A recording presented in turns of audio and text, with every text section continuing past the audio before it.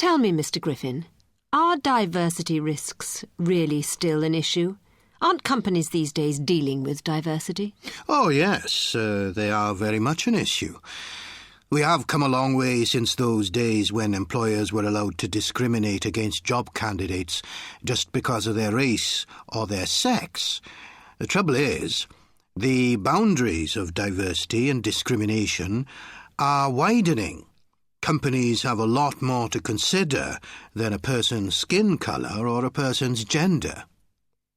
So, can you give listeners an example of what kind of things you are referring to here? OK, let's see. Well, one growing area of discrimination is ageism. In 1998, companies in the United States had to pay out more than $55 million to employers who had filed age-related discrimination complaints against their companies. That's a lot of money. Phew. So, how should companies protect themselves from this kind of thing? Well, first of all, they should think carefully about their recruitment policies, and then they should take out insurance to cover themselves. Well, isn't that expensive? For the companies, I mean. No, not as expensive as you might think. These days, most small and medium-sized organisations take out EPLI. That's Employment Practices Liability Insurance. The cost of the insurance has fallen over the years, and if a company isn't covered and loses a discrimination case, well, let's just say this is the cheaper option. You've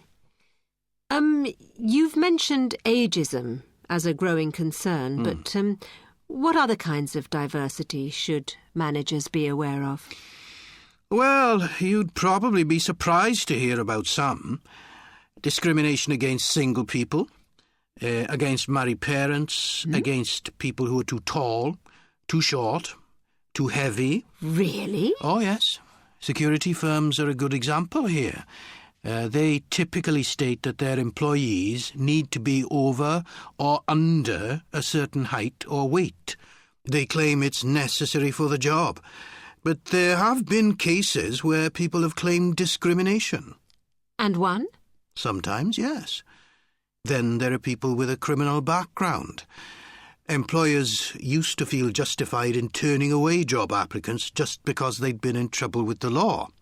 Isn't that still the case? No, not exactly. The law states that employers can only reject a job applicant with a criminal record if the crime bears a direct relation to the job in question. So, somebody who has served a sentence for, let's say, stealing cars would be all right in a job as a kitchen porter. And, Mr. Griffin, tell me, how many people actually go through with their threats to sue a company for discrimination? Well, I haven't got the latest figures for the UK, but in the United States, the Equal Opportunities Commission receive around 85,000 complaints every year. And that figure is rising. Race and sex account for most of the complaints that are filed, but age discrimination is on the increase too.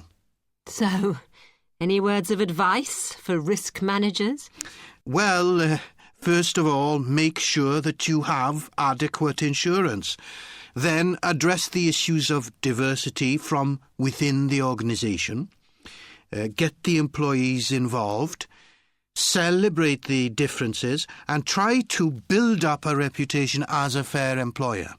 And remember, it is worth investing time and effort in addressing these issues because statistics have shown that you're much more likely to be sued by an employee than a third party.